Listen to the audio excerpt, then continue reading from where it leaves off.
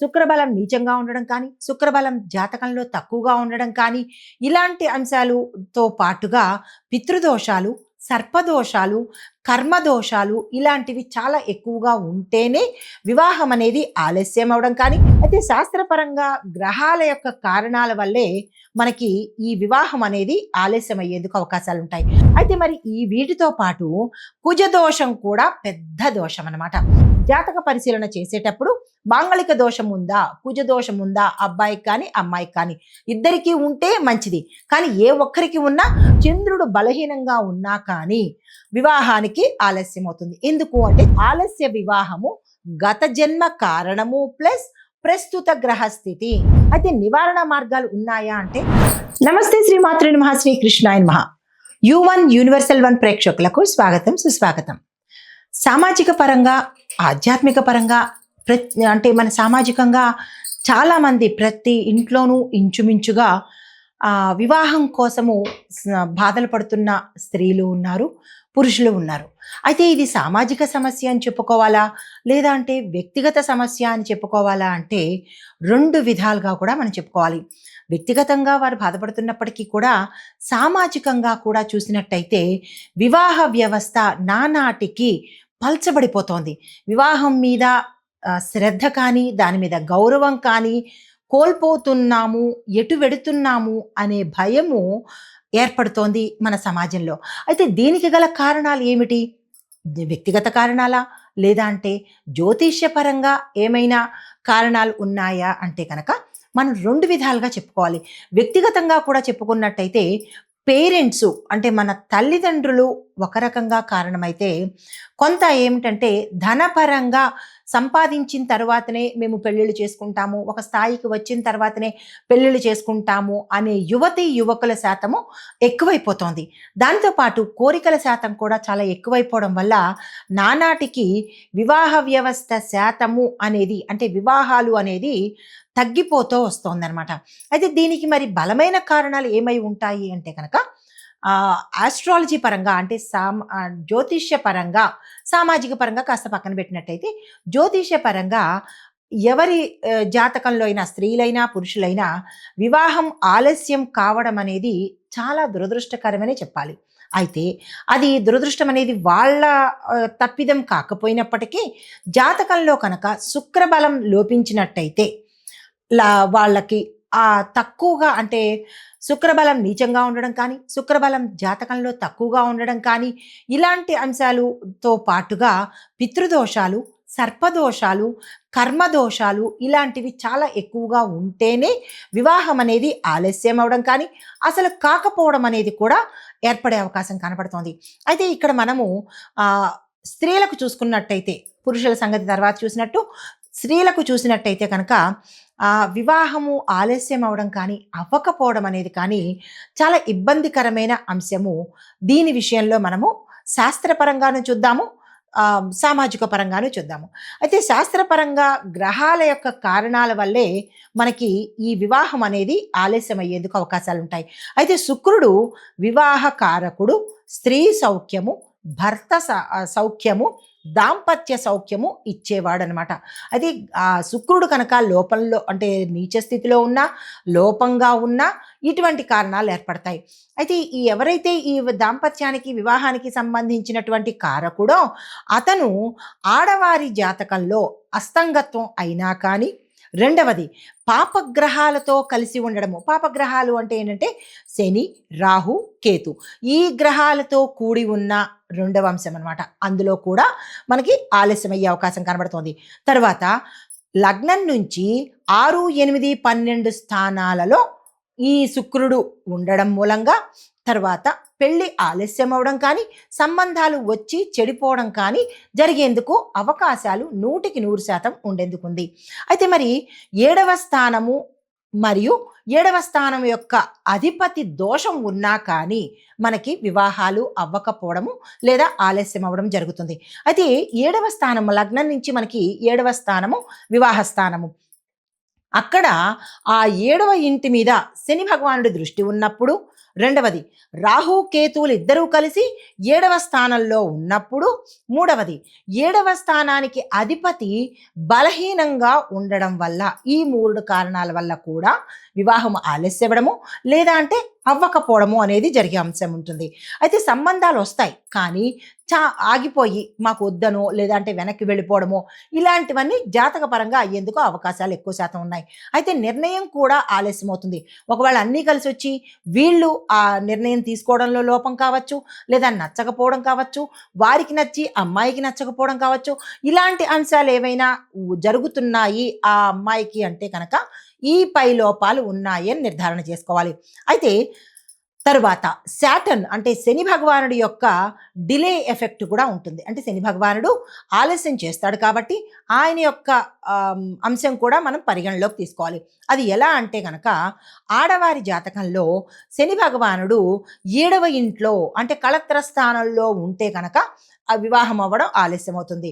రెండవది శని భగవానుడు 7వ ఇంటి అధిపతి ఎవరైతే ఉంటారో వారితో యుతిలో ఉన్నా కానీ వివాహాలు అవ్వడం ఆలస్యమవుతుంది లేదా అవ్వకపోవడం కానీ జరిగేందుకు అవకాశం ఉంది.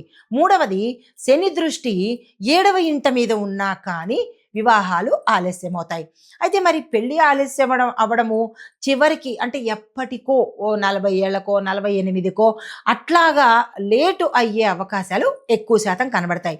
అయితే మరి వీరిద్దరే కాకుండా రాహుకేతుల దోషం కూడా ఆ వ్యక్తి యొక్క జాతకంలో ఉంటే కూడా మనకి వివాహాలు ఆలస్యమవుతాయి.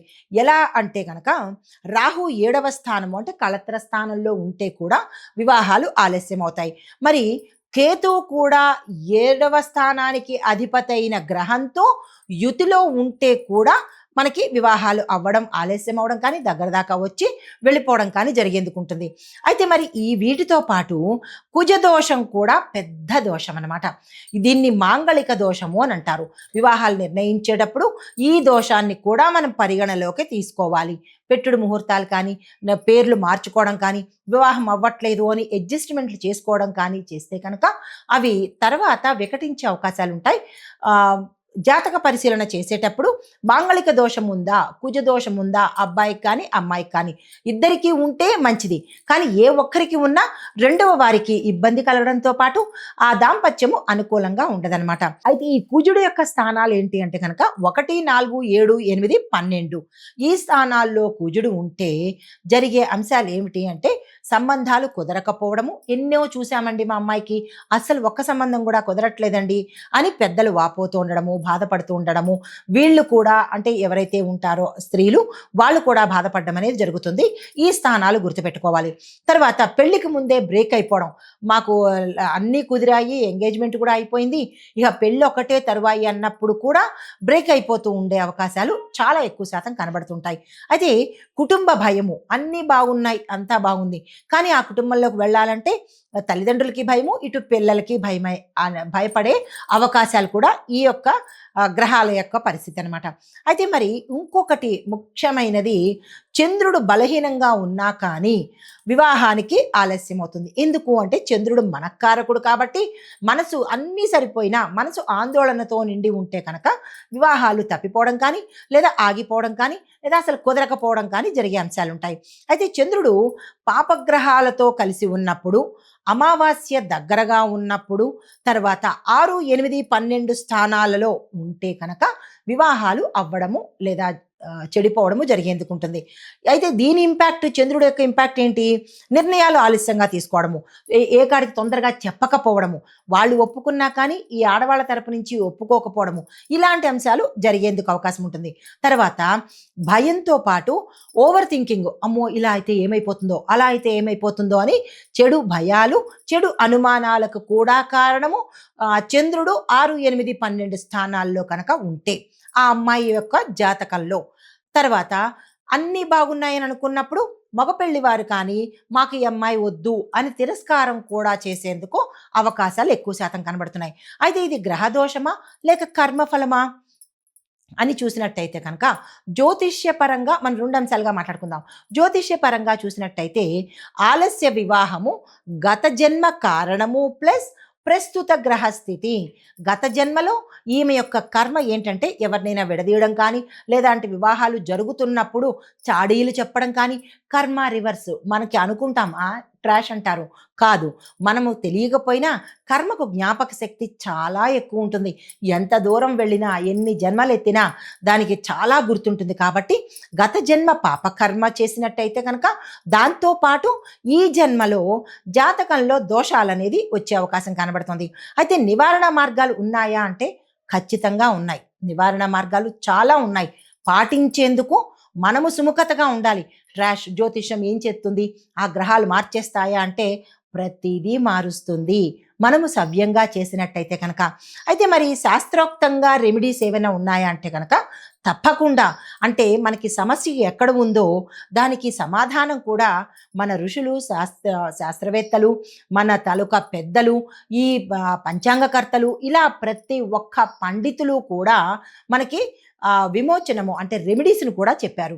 అయితే ఏంటంటే శుక్రగ్రహానికి శాంతి చేయించుకోవాలి. ముందుగా జాతక పరిశీలన చేసుకుని ఆ అమ్మాయికి నే చెప్పిన గ్రహాలు ఏ ఏ స్థానంలో ఉన్నాయి, ఎవరెవరితో ఉన్నాయి అనేది చూసుకోవడం చేసినట్టయితే కనుక ఎవరు ఎక్కువగా ఇబ్బంది పెడుతున్నది ఏ గ్రహం అనేది చూసుకుని ప్రప్రథమంగా శుక్రగ్రహానికి శాంతి చేయించుకోవాలి. అయితే ఎలా శాంతి చేయించుకోవాలంటే పెద్దగా ఖర్చైన పని ఏమీ కాదు. పెద్ద పెద్ద హోమాలు హడావిడి ఏమీ చేయాల్సిన పని లేదు. ప్రతి శుక్రవారము ఎవరైతే స్త్రీ బాధపడుతూ ఉన్నాదో శుక్ర ప్రీతి కోసము ఓం శుక్రాయ నమః అనే మంత్రాన్ని యథావిధిగా మనస్ఫూర్తిగా 108 సార్లు చదువుకున్నట్టయితే కనుక 41 రోజుల పాటు మంచి జరిగే అవకాశాలు ఉన్నాయి. తర్వాత లక్ష్మీ అమ్మవారిని తెల్లని పువ్వులతో పూజ చేసి ఆడవారికి తెల్లని వస్త్రాలంటే పూర్తి తెలుపు కాదు, ఎరుపంచు కానీ ఆకుపచ్చ అంచు కానీ ఉన్నటువంటి వస్త్రాలను అంటే చీరలను దానంగా ఇచ్చుకున్నట్టయితే, అంటే ఈ 3 పరిహారాలు శుక్రగ్రహ ప్రీతి కోసం చేసుకున్నట్టయితే వివాహము త్వరగా అయ్యే అవకాశం ఉంది. ఇంకా రెండో పరిహారం ఏంటంటే పార్వతీ పరమేశ్వరులు ఇద్దరికీ కూడా, దంపతులిద్దరికీ కూడా పూజ చేసుకోవాలి. ఎలా అంటే సోమవారము లేదా శుక్రవారము ఆ అమ్మాయి అనుకూలతను బట్టి ఈ 2 వారాల్లో ఏదో ఒక వారము ఉమామహేశ్వర స్తోత్రాన్ని తప్పనిసరిగా పారాయణ చేసుకోవాలి. తర్వాత గౌరీ వ్రతము అనేది ఉంటుంది. దాన్ని 16 శుక్రవారాలు నియమనిష్టలతో చేసుకున్నట్టయితే తప్పనిసరిగా మనకి ఈ గ్రహాల అనుకూలత, అమ్మవారి అనుకూలత కలిగేందుకు అవకాశాలు ఉన్నాయి. తర్వాత ఇక శని భగవానుడి దగ్గరకు వచ్చినట్టయితే శని దోష నివారణానికి అంటే దేనికోసము ఆలస్యానికి సంబంధించినటువంటి పరిహారం ఏంటంటే కనుక నల్ల నువ్వులను శనివారం రోజు చాలా గుర్తుపెట్టుకోవాలి. శనివారం రోజు నల్ల నువ్వులను దానం చేసి పేదవారికి మీ యథాశక్తి ఒకరికో ఇద్దరికో మీ స్తోమతను బట్టి అన్నాన్ని దానంగా ఇచ్చుకున్నట్టయితే కనుక మంచి జరిగే అవకాశము. దీంతో పాటు ఓం శం శనేశ్వరాయ నమః అనే మంత్రాన్ని ప్రతి ఒక్కళ్ళు 2-3 సార్లు విని రాసుకునే ప్రయత్నం చేయండి. ఇది ఆషామాషి విషయం కాదు. కాబట్టి ప్రతిదీ నేను చాలా నిదానంగా చెప్తున్నాను. మీరు రాసుకునే ప్రయత్నం చేసుకోండి. ఓం శం శనేశ్వరాయ నమః అనే మంత్రాన్ని శనివారం రోజు 108 సార్లు చదివే ప్రయత్నం చేయండి. ఇంకా తర్వాత రాహు కేతువులకి ఏ పరిహారం చేసుకోవాలంటే కనుక రాహుకేతులు ఇద్దరూ సర్పజాతికి సంబంధీకులు కాబట్టి నాగదేవత పూజ చేయించుకోవడము, రాహుకాల దీపాన్ని పెట్టుకోవడము, దుర్గా సప్తశతి పారాయణ తప్పనిసరిగా చేసుకోవాలి. ఇంకా ఐదవది చిట్ట చివరిది అమ్మవారి పూజ అత్యంత ప్రతిభావంతమైనది, మహోత్కృష్టమైనది, మహిమాన్వితమైనదనమాట. అయితే కాత్యాయని మంత్రం అనేది ఉంటుంది. ఆ మంత్రాన్ని పెళ్లి కోసము ఎవరైతే ఇబ్బంది పడుతున్నారో తప్పకుండా, ఇది చాలా ప్రూవ్ అయింది, చాలా మందికి నేను చెప్పాను, వాళ్ళకి వివాహం కుదిరింది, వాళ్ళు నాకు ఆ సంతోషకరమైన వార్తని చెప్పారు. రేపు మనకి మూఢం వెళ్ళిన తర్వాత చక్కగా చేసుకుంటున్నారు. ఇది నిజమైన మంత్రము, ఎక్కడ అబద్ధాలు కానీ ఏదో చెప్పడానికి కానీ కాదు. కాత్యాయని అమ్మవారు ప్రత్యేకంగా ఇలాంటి పరిహారాల కోసమే ఆ తల్లి వ్రతం చేస్తారు. ఆ తల్లి మంత్రాన్ని తప్పనిసరిగా చేసుకోవచ్చు. అయితే ఆ మంత్రం కూడా నేను మీకు చెప్తున్నాను. ఒకవేళ మీకు దొరకని పక్షంలో ఓం కాత్యాయని మహామాయే మహాయోగిన్యధీశ్వరి నందగోపసుతం దేవి పతిమ్మే కురుతే మమః ఈ మంత్రాన్ని చక్కగా 108 సార్లు 21 రోజులు కానీ 41 రోజులు కానీ పఠించే ప్రయత్నం చేయండి. వివాహంలో ఆలస్యం కానీ, అడ్డంకులు కానీ, ఎటువంటి ఇబ్బందులు లేకుండా చక్కగా మంచి వరుడు దొరికేందుకు అవకాశాలు కనబడుతున్నాయి. అయితే ముఖ్యంగా ఏంటంటే కనుక ఆలస్యం అవ్వడము అనేది శాపం కాదు. అది కర్మ అని మాత్రమే మనం గుర్తుపెట్టుకోవాలి. అయితే చాలా సార్లు చాలామందికి మంచి జీవిత భాగస్వామి దొరకకపోవచ్చు. అది కూడా మన గత జన్మ కర్మే అయి ఉంటుంది. అందుకోసమే మనం ఏం చేయాలి? ఈ పరిహారాలు తప్పనిసరిగా చేసుకున్నట్టయితే కనుక చక్కని భర్త దొరికేందుకు అవకాశాలు కనబడుతున్నాయి. శని భగవాను ఆలస్యం చేస్తాడేమో కానీ తప్పు చెయ్యడు. కాబట్టి ప్రతి ఒక్కళ్ళు ఈ ప్రత్యామ్నాయాలు పాటించి, ఈ పరిహారాలు పాటించి శీఘ్రమేవ కళ్యాణ ప్రాప్తిరస్తు. నమస్తే.